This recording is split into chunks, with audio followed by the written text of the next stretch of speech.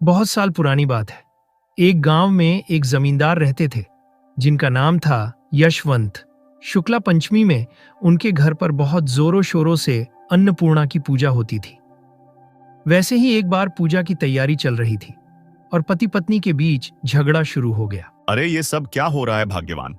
मैंने सुना है कि तुम और ज्यादा गरीब लोगों को खाना खिलाने वाली हो। उसने गलत बात की है। हमारा जो भी कारोबार चल रहा है सब अन्नपूर्णा माँ की वजह से चल रहा है। अगर गरीबों को खिलाएंगे तो और ज्यादा बढ़ेगा। समझ में आया? ओहो, तो इसका मतलब है जो मैंने कमाया है सब मैं लुटा दूं। इतने दिन में तुम नहीं समझे। अगर अन्नपूर्णा माँ की सेवा करेंगे तो हमारा व्यापार और बढ़ेगा। अब तुम ही समझाओ माँ। रहने दो, तुम मुझे मत समझाया करो। इस घर में मैं नहीं रह सकती। इस घर में हर रोज लड़ाई झगड़े होते हैं। अब मुझे और कहीं जाना होगा। किशन नदी के घाट पर नाव पर बैठा था, लेकिन कोई भी ग्राहक नहीं आ रहा था नदी पार करने के लिए। इसलिए किशन बहुत उदास होकर बैठा हुआ था।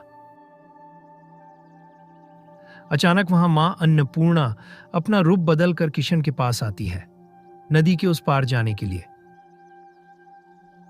ए भाई, मुझे नदी के उस पार लेकर चलोगे क्या? आप तो अकेली महिला हैं। आपका नाम परिचय जाने बगैर मैं कैसे आपको नदी पार करा सकता हूं? पहले बताओ आप कौन हैं? आप अचानक अकेली आई हैं। आपका नाम मालूम है ना? आपकी कोई पहचान? तुम्हें मेरा परिचय क्यों चाहिए? तुम्हें पता नहीं, मैं अपने पति का नाम नहीं ले सकती। अगर तुम नहीं जानते तो सुनो। मेरे पिताजी एक ब्राह्मण हैं और हम सर्वश्रेष्ठ ब्राह्मण। मेरी दादाजी ने मेरा नाम अन्नयदा रखा है। अच्छा, तो तुम ब्राह्मण की बेटी हो, लेकिन अपने पति के बारे में तो तुमने कुछ नहीं बताया। अगर पति के बारे में पूछोगे तो वो भी ब्राह्मण है। बहुत लोगों का पति है। वो नशे में चूर रहता है। नशा भांग करने में भी वो बहुत माहिर है। उसमें तो सारे गुण हैं। एक तो बूढ़ा है, ऊपर से नशा भी करता है। तुम्हारा नसीब ही खराब है। कैसा पति मिला है? ऐसा पति होगा तो नसीब खराब होगा ही। और सुनो, कड़वी बातें करने में माहिर है वो। कंठ में उनके जहर भरा हुआ है और मेरी सौतन को सिर पर लेकर घूमते हैं। सारा दिन उसे सर पर लेकर घूमते हैं। जहां ब्राह्मण होते हैं वहीं गड़बड़ होती है। आपको नदी पार करा देता हूं। आप आइए आइए, बैठिए। नाव पर बैठकर देवी अन्नदा नदी पार करने चली थी। देवी अन्नदा किशन के दुख की कहानी सुनना चाहती थी। किशन के दुख की कहानी सुनकर देवी का मन पिघल जाता है और देवी की कहानी सुनकर किशन भी दुखी हो जाता है। अरे आप दुखी मत होइए। देखना दुख के दिन जल्दी ही बीत जाएंगे। तुम्हें देखकर लगता है तुम बहुत ज्यादा दुखी हो। कुछ अपने बारे में भी बताओ ना। अब मैं और क्या बताऊं?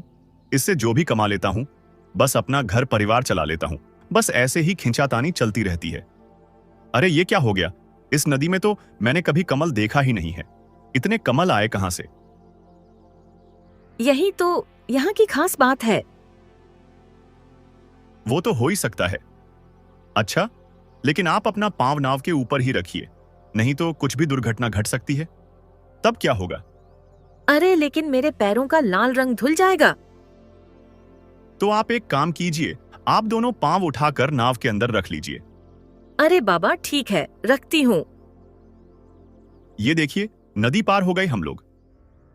आप आराम से उतर कर जाइए। देवी अन्नदा नाव से उतरकर चली गई। तब किशन का ध्यान गया उसके नाव पर। उसने देखा कि जहां जहां देवी ने पैर रखा था वो सब सोने का हो गया। ये देखकर किशन एकदम हैरान हो जाता है। अरे ये क्या? ये महिला ने जहां जहां पैर रखा है वो सब सोने का हो गया। नहीं, ये मैं क्या देख रहा हूं?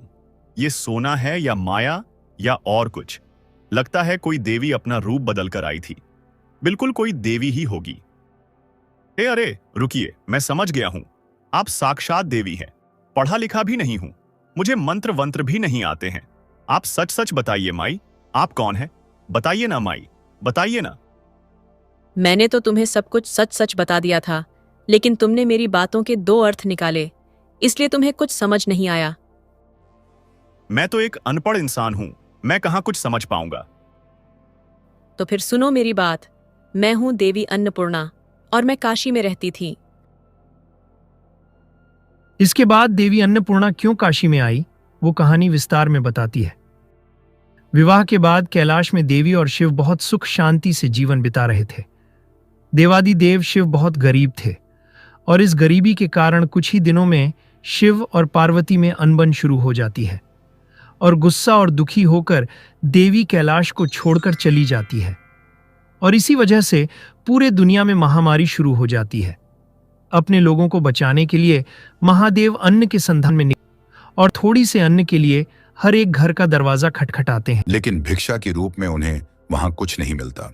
भिक्षाम दे माँ, भिक्षाम दे, एक ब्राह्मण को भिक्षा दो माँ।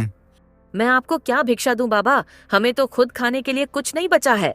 अब आप आगे जाइए बाबा। सभी यही कहते हैं, फिर मुझे हर एक घर से खाली हाथ लौटना पड़ता है।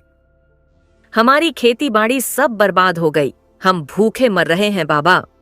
पार्वती के माया के कारण शिव को एक भी घर से भिक्षा नहीं मिल रही थी।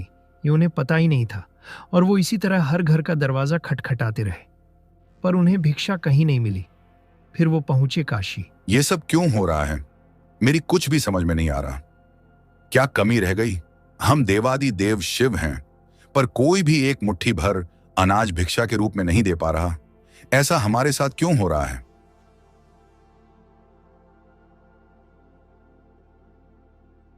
थोड़ी देर मैं यहीं पर आराम कर लेता हूं और उसके बाद दूसरी जगह जाकर भिक्षा मांगता हूं।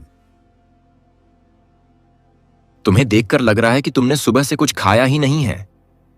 अभी तुम बहुत सही जगह पर आकर खड़े हो गए हो। अब कोई चिंता नहीं है। ये आप क्या बोल रहे हैं? आखिर मुझे खाने के लिए कौन देगा? काशी धाम में एक औरत सबको अन्नदान कर रही है। आप भी उसके पास जाइए, आपको भिक्षा जरूर मिलेगी।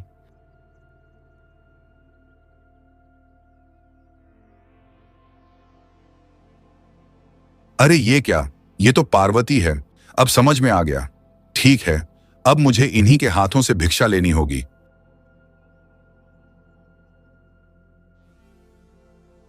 कृपया इस गरीब ब्राह्मण को भिक्षा दो।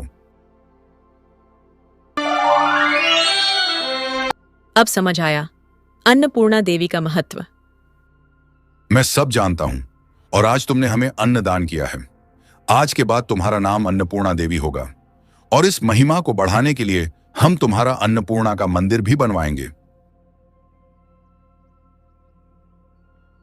तो फिर ठीक है, शुक्ल पक्ष में चैत्र मास को मेरी पूजा होगी। उसी मंदिर में मैं अधिष्ठान करूंगी। ठीक है, फिर हम ऐसा ही करेंगे। तब से ही मेरी पूजा का प्रचलन शुरू हुआ। इतने दिन मैं गोविंदपुरी के जमींदार के घर थी, लेकिन उनके घर में हर रोज झगड़ा हुआ करता था और इसलिए मैं वो घर छोड़कर चली आई। सब कुछ सुनकर किशन अन्नदा को प्रणाम करता है और अन्नदा भी किशन से प्रसन्न होकर उसे कुछ मांगने को कहती है। मेरा तो परम सौभाग्य है, जो जगत को पार लगाते हैं, मैंने उनको नदी पार करवाई। मैं तुमसे बहुत संतुष्ट हुई। किशन बोलो, क्या चाहिए तुम्हें? मुझे अपने लिए कुछ नहीं चाहिए, बस मेरे बच्चे सुख शांति से रहे, उनको कभी खाने की कमी नहीं हो। तुमने सामने देवी को देखकर भी कोई उपहार नहीं मांगा, सिर्फ अपने बच्चे का भविष्य मांगा। इतनी छोटी सी इच्छा है तुम्हारी। ठीक है, तुम्हारी इच्छा पूरी होगी। आज तुमने पिता के चरित्र को महान कर दिया है। ये जगह तुम्हें हमेशा याद रखेगी। और देवी किशन को ये आशीर्वाद देकर हमेशा के लिए वहां से चली जाती है और किशन भी खुश होकर वहां से अपने घर की तरफ चला जाता है।